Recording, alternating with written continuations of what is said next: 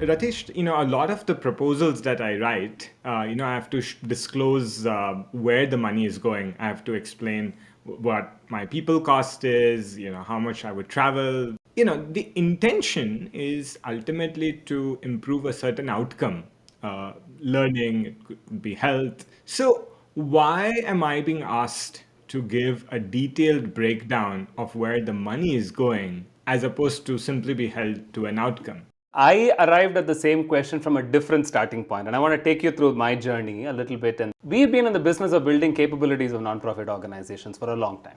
But at almost all times, I used to ask myself the question, what are we really solving for? Like, I can give a great strategy, I can give them great advice, I can actually design a fantastic program, but I always used to work in a straitjacketed environment where the levers that the entrepreneur had to scale it was always limited. And I've also had a chance to work with mainstream entrepreneurs and with social enterprises. It really hit me that for the non-profit organizations, the costing essentially was done by what is your CEO's salary? What is your associate salary? How much are you going to travel? How many trips? Which hotel are you going to stay? For-profit organizations, the questions that were asked were very different, right? Which is, what is your per day cost? That's when it struck me that we are, for some reason, assuming that nonprofits have to, in some sense, do cost-based accounting of the value they deliver, while every other entity in this world will tell you that cost and value are two different things, So imagine us getting an iPod pricing based on the cost of all the elements in an iPod. And I think that would sound ridiculous. Yeah, I mean, all of us who have bought anything, right, are essentially determining, is this worth 5,000 rupees to me, or 50,000 rupees to me, or 5 lakhs to me, right? We're not sort of looking at what's the profit margin. But to be fair, it's very clear what you're buying, right? And to a Right. large extent, the value proposition of what you're getting is also clear. The equivalent of that in the social sector is not super clear, right? As a funder, what am I buying when I'm paying someone to improve outcomes? I feel we are still working from a principle of non-profits are conduits of capital to the poor. And I'll tell you, I just had a conversation with a very well-intentioned, philanthropist who was setting up a family office. And their point was, I would like as much money of mine to reach the poor. And I want to keep the overheads as low as possible. In their mental model, their money is traveling through a non-profit to the poor into some form of a good or a service, and all that the non-profit is doing in their mind is playing that conduit, because they don't know the poor, non-profit knows the poor, which essentially means you want the transmission losses to be as low as possible. The second hypothesis, as what you rightly said, which is the impact is not tangible, so we should probably account for the costs and then manage it accordingly, because that's more predictable, and let's do that. I think the third hypothesis is that the capability lens to nonprofits is often unexplored.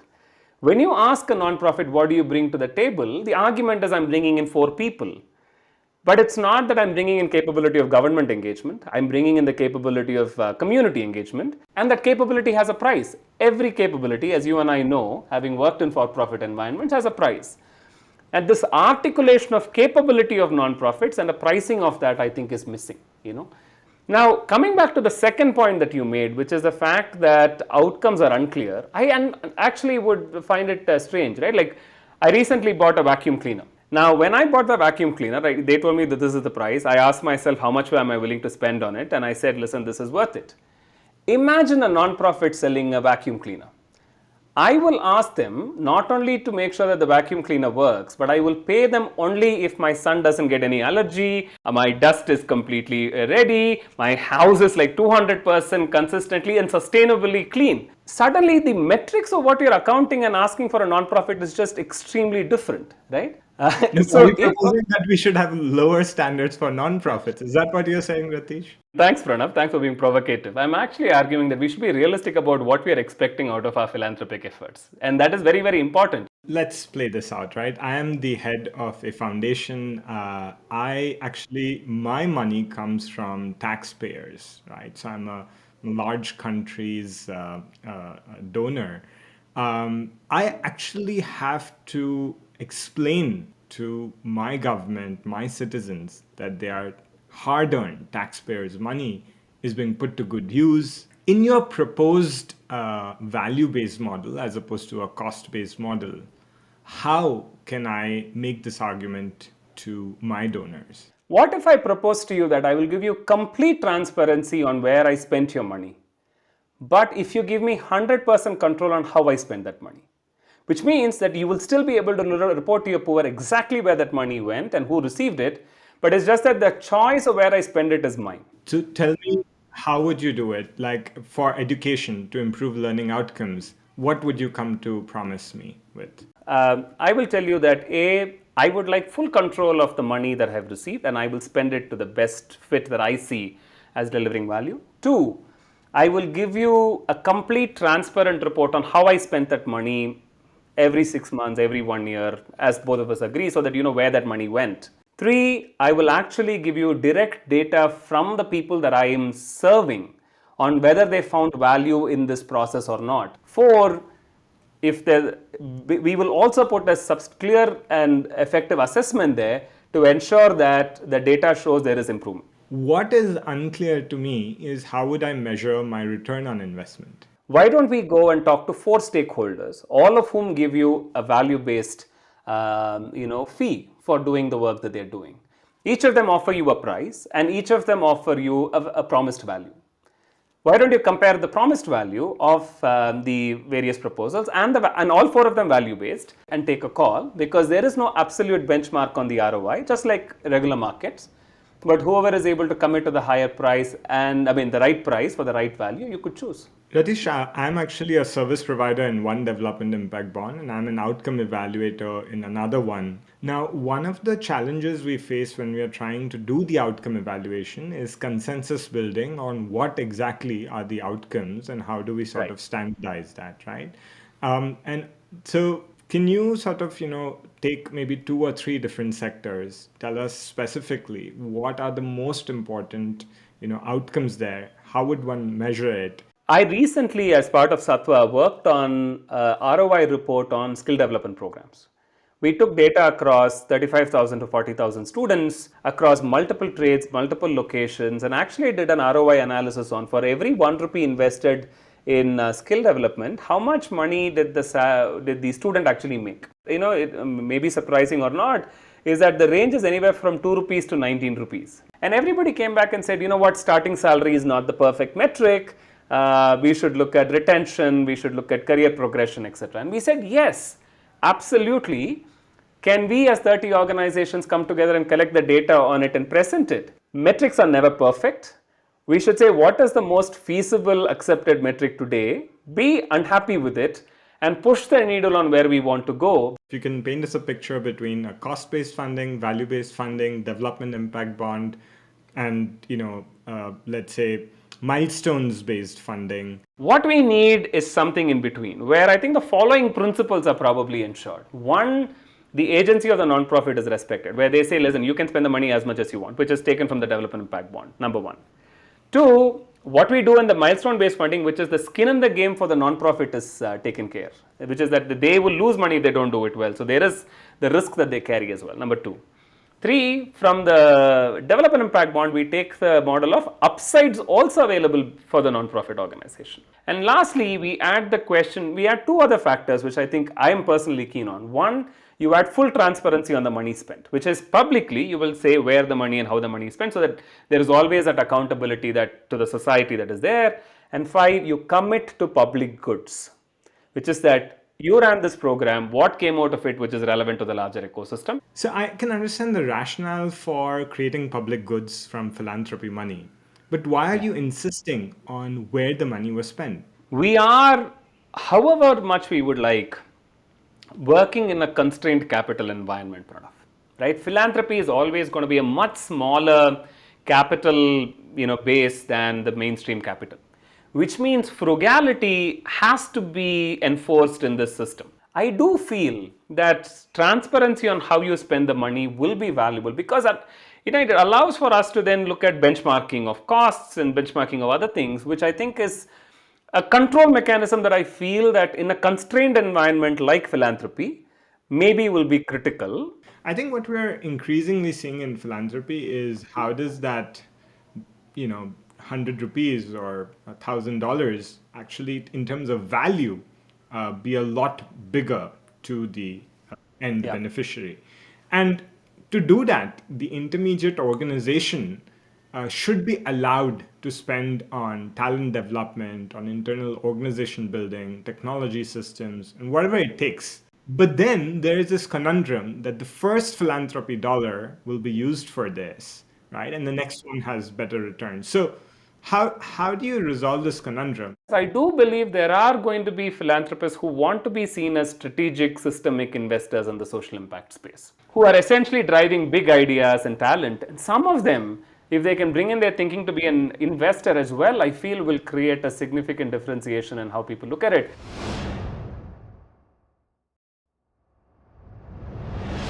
Rathish, all of these new age financial structures, just represent opportunities for me. So what's the next step? How do I apply? What do I have to do? Yeah. And and this is something that I keep going back to in my own mind. How can we get this started? Because value-based funding as an idea is something that I'm convinced is the right way to go. Whenever I talk to people, people say, let's talk to the 5 funders and 6 funders and bring them in for this.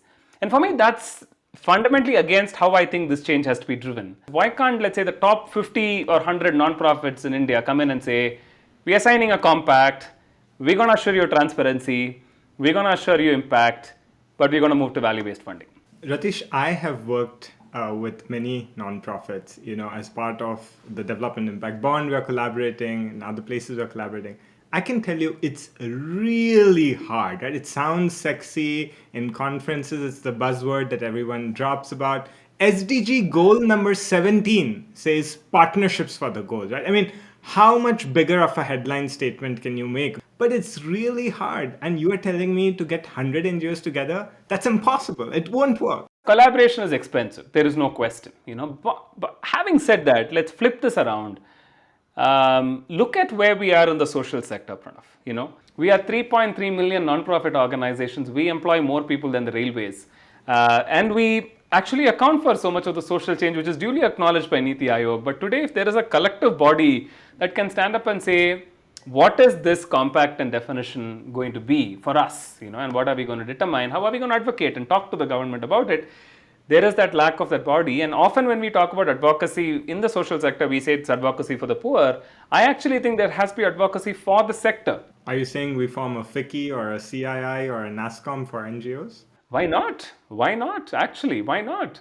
And if you go back to NASCOM and look at how it started, it really needed a few leaders who thought beyond their organizations. And you and I have worked with nonprofit leaders.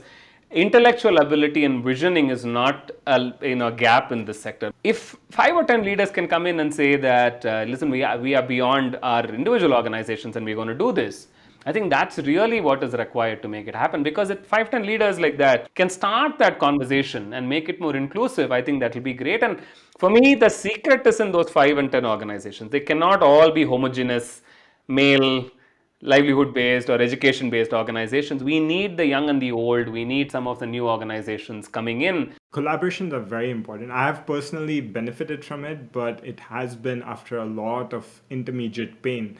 And I think you have to be willing to give away 51%. You have to be willing to let the name of the partner come before your name. And having gone through some of that pain, the value that it unlocked later for the second time we wanted to work with the partner, more than itself paid for all of the first pain, and not even getting into the third and the fourth iteration, to the point where you start templatizing things. So literally now we can give a handbook saying, if you want to partner to put MindSpark in your intervention, this is what you can do. Yeah. The second thing we learned is that, when you do this, our time, resources, money, talent, all ended up focusing on what we truly do best. We were just able to say, listen, our partner is much more adept at that. Let them figure this out. And let's stay focused to what we are well known for and how can we go there. Because if we're average in everything, then, why would we even want to partner with someone who's average in all the things that you are average in? So I want to underline, Pranav, what you talked about, and especially 2 things that I thought were very critical for collaboration. One is capabilities. Because unless there are complementary capabilities, I believe that collaboration is extremely difficult. And I say that it has to be 3x better than what I can do. And clear example is what you do with EdTech and content and assessments. I mean, there is no way we're going to replicate that at Sattva anytime, and I'd rather just work with you. And the second point that you made about the 51% share and giving it away, I've realized this as well, and we didn't know this in the earlier phases of Sattva, but especially during COVID and just a year before that, we realized being invisible and delivering value is the best way to foster collaboration. We've actually launched a collaborative with 15 organizations and 5 funders. We haven't made a single press release about that collaborative yet on our social media. That reduces a lot of the friction when you don't claim ground. When people ask me sometimes, what's my goal? Like how many students should MindSpark serve? I want the idea of a personalized adaptive learning solution that is, based on pedagogy research, that is actually contextualized to a child's environment, that's improving based on data, that has evidence. I want this idea to scale because no one single organization or product can do that. No, absolutely. And then for me, I think, and more and more as I am growing, I turned 40 last week. And I was asking myself, what am I going to measure my next 10 years by? I think it's definitely by influence of the ideas than as much the influence of that organization that will organically scale to a particular size. Because I do believe, honestly, that the ideas that we create and add and share in the ecosystem can actually travel much faster than any of us individually can. Yeah.